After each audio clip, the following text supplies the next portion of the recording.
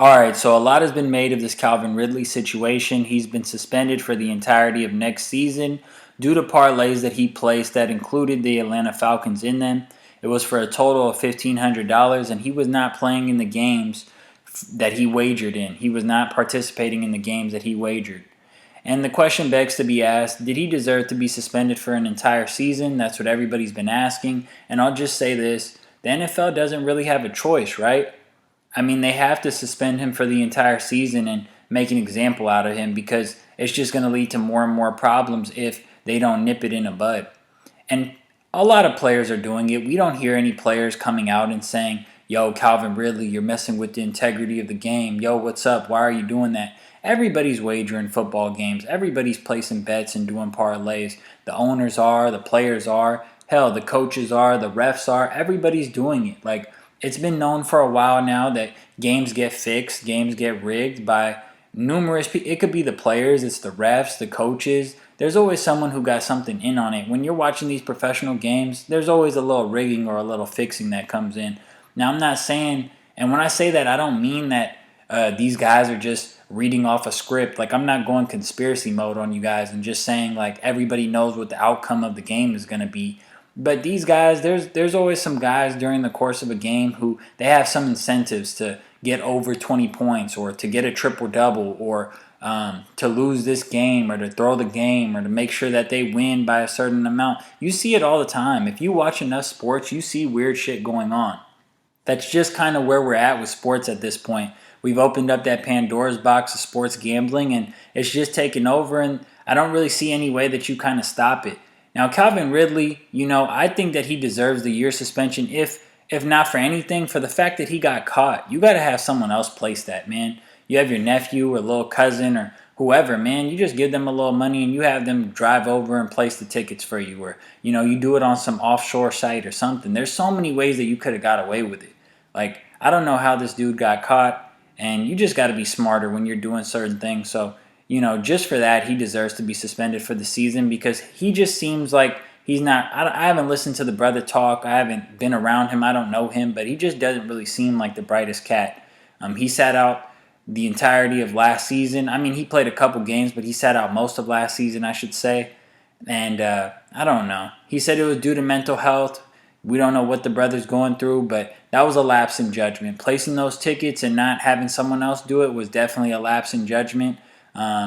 He bet on his team. He wasn't playing in the game, so maybe he was privy, of course, to information that we might not have been. But, hey, the mob and the sharps and all these people online, they're privy to information that we're not too, and they're making money off of it. So that's not really my problem with it as far as, like, the integrity of the game or anything like that, because the integrity's been gone. My problem is he was just dumb enough to get caught, and I believe the NFL had to do something about it. So they're going to talk about it, and I'll chime in. Because of what Ridley said.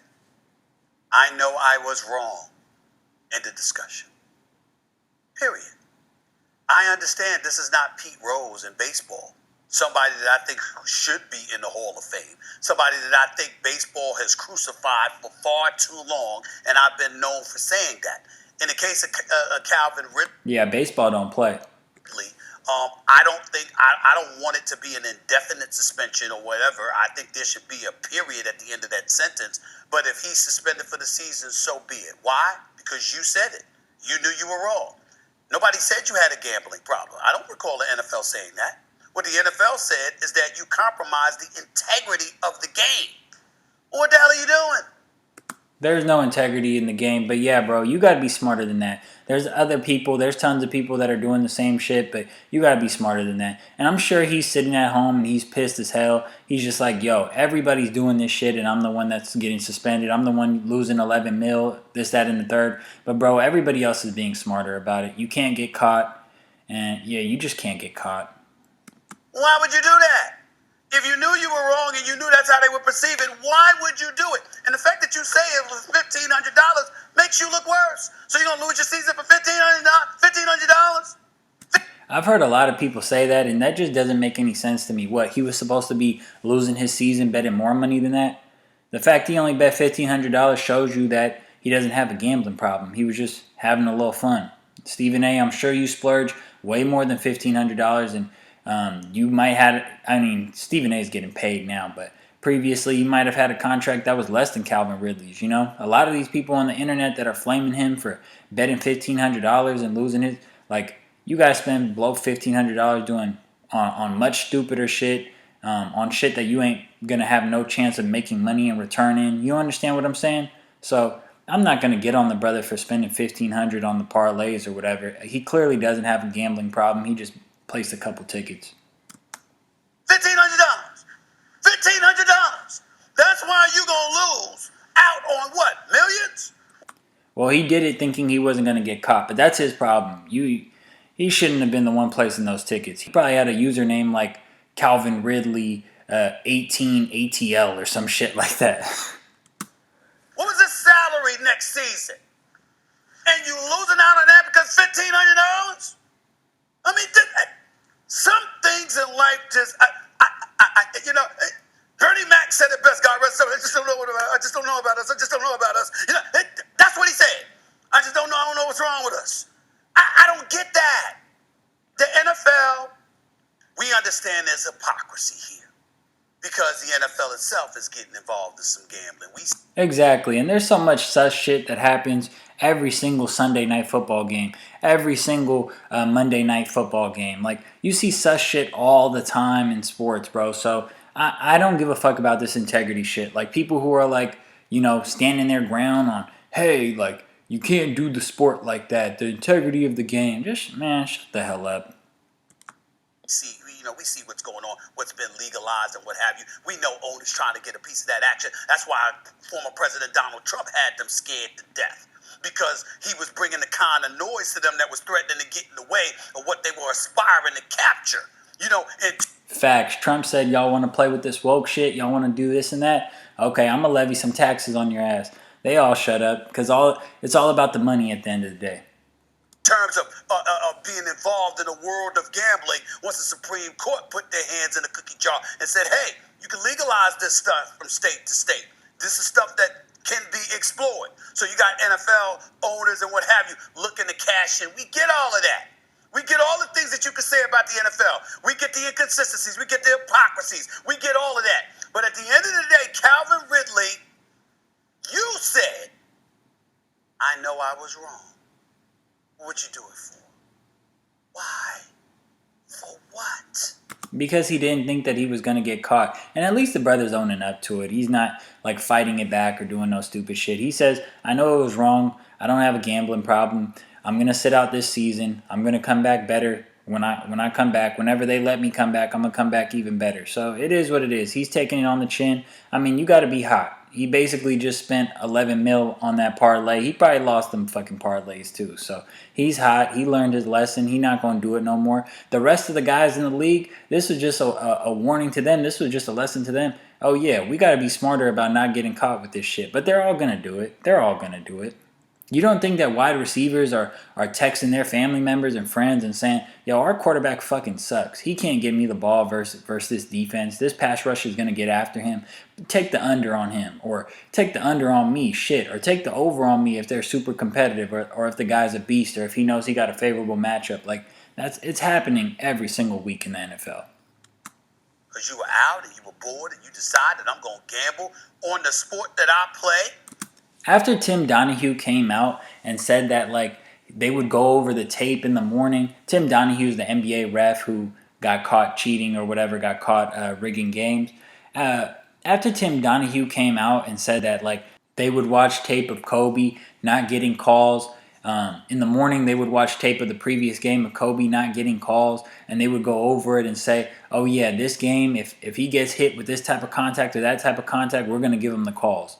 Like, and then they just made it a point that, hey, we're going to give Kobe 15 free throws tonight. We know Kobe's going to get to the line 20 times, make 18 out of 20 tonight. And then he would tell his boys, he would tell the mob, and they would cash in on Kobe, or they would cash in on the Lakers. Like, this has been going on for a long time.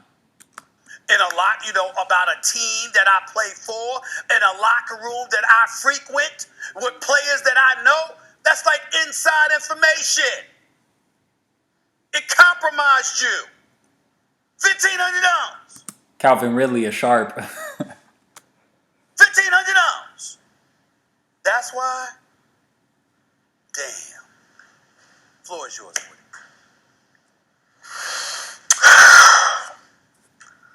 Calvin Ridley got inside information, still can't hit a four-teamer. Stephen A., let me preface what I. Yo, Damian Woody got the biggest head I've ever seen in my life, bro. What the fuck? His brother's head looked like it's swollen. I'm about to say. I'm gonna say this first. I agree with what you said. There's no question. He admitted his wrongdoing. It was something that was collectively bargained between the players and the owners, and it's in the CBA. It's in the CBA explicitly. There's no question about that. I'm not denying it. But I tweeted last night. It just don't sit right with me. This whole thing doesn't sit right with me, and you brought it up. To me, it's the hypocrisy of this whole thing. Yeah, like the whole season feels kind of harsh. Suspending him for the whole season feels harsh. But like I said at the start of the video, what can you really expect the NFL to do? What can they do? They have to set a precedent of, hey, this is just unacceptable. They have to at least put on the front that we can't act like this shit is cool, right? So he's going to get suspended for the whole year. But they definitely shouldn't make it any longer than that. Like if they said indefinitely, but for this year, they need to just wrap it up, bro. Like when they say at least the 2022 season, like that's enough. That's enough. We had in the NFL, we've had commissioners throughout the years basically giving a strong arm to the league and sports gambling because they knew this possibility would show up. And the latest commissioner, not Roger Goodell, but Paul Tagliabue, he issued explicit warnings throughout his tenure as the commissioner of the National Football League, warning about the league's relationship as it relates to sports gambling and how he thwarted at every turn of not letting a team go to Las Vegas. We've seen ambassadors of the league, particularly Tony Dungy, who's come out and said throughout the years that we're opening Pandora's box as it relates to embracing sports gambling. Exactly, and they know that already.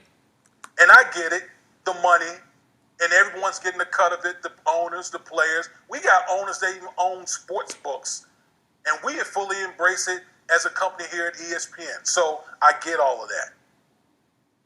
But Stephen A., don't tell me you didn't see this coming. Don't tell me you didn't see this coming as it relates to Calvin Ridley or any other player, because I can assure you there are probably other players that are doing this as well.